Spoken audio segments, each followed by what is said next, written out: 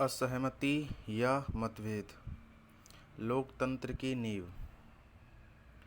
अभिव्यक्ति की स्वतंत्रता एक मानवीय अधिकार है और वह आधार है जिस पर लोकतंत्र का निर्माण होता है।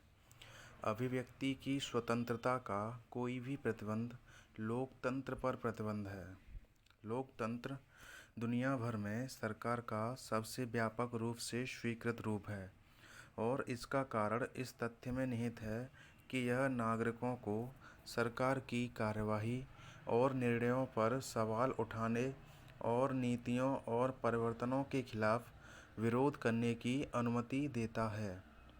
मीडिया, जिसे लोकतंत्र का चौथा स्तंभ माना जाता है, हमारे देश में एक खतरनाक स्थिति में भी है जब मीडिया सरकार और नीति निर्माताओं की उनके वर्तमान और भविष्य के फैसलों के बारे में जांच और पूछताछ करने लगता है और समीक्षा करता है तो दर्शकों को अच्छी तरह से अवगत कराया जा सकता है।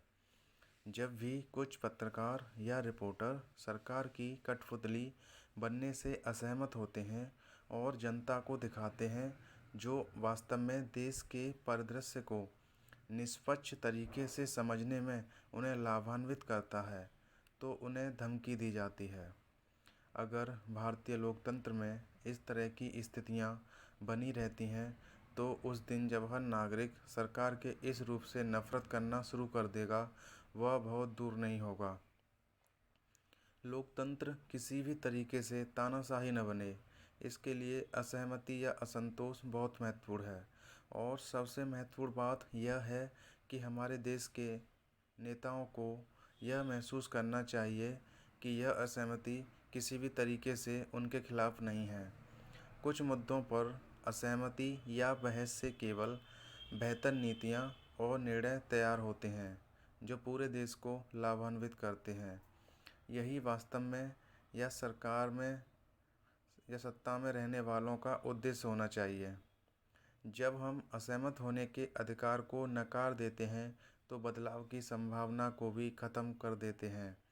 इसी से तो समाज बर्बाद होता जाता है। यदि हम बड़ी संख्या में असहमति जताने के अपने अधिकार की रक्षा करें तो बदलाव सुनिश्चित होगा।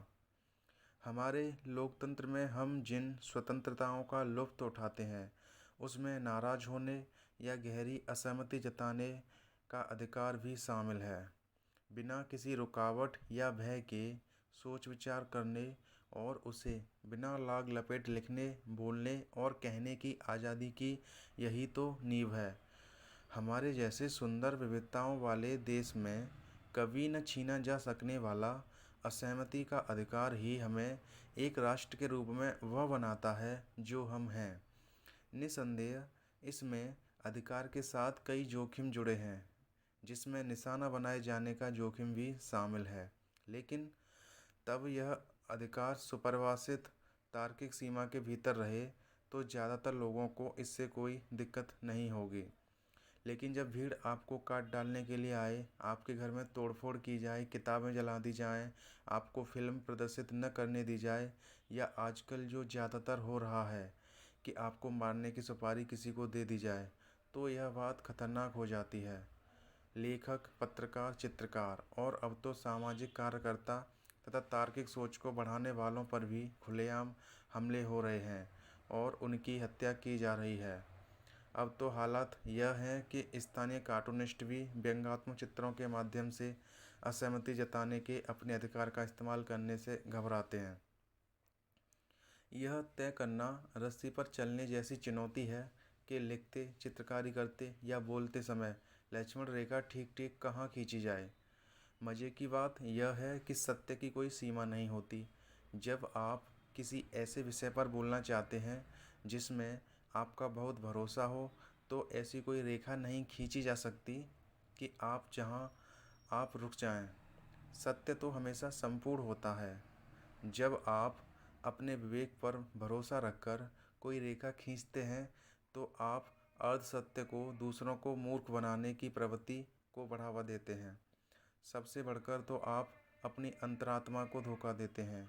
कुछ मामलों में तो ऐसी कोई रेखा खींचना संभव ही नहीं होता, जैसे भ्रष्टाचार के खिलाफ अभियान चलाने वाला बीच में नहीं रुक सकता, फिर चाहे उसे साफ नज़र आ रहा हो कि इससे आगे बढ़ने पर बहुत खतरा है, बहुत गंभीर खतरा।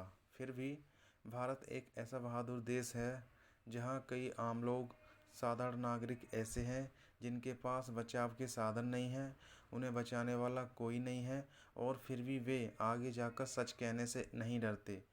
वास्तव में यही लोग हैं जो हमारे लोकतंत्र की चमक बरकरार रखते हैं। पुलिस की जांच शुरू होने के पहले ही मामले का राजनीतिकरण हो जाता है। धर्म, जाति, समुदाय और राजनीतिक रिश्तों के मुद्दे घसीटकर मामले को जटिल बना दिया जाता है। आपको इसका पता चले इसके पहले ही यह खबर मर जाती है, क्योंकि कहीं और इससे भी भयानक अपराध हो जाता है जो सुर्खियां खींच लेता है और आपका ध्यान वहां चला जाता है। ऐसा होने से अपराधी निकल भागता है।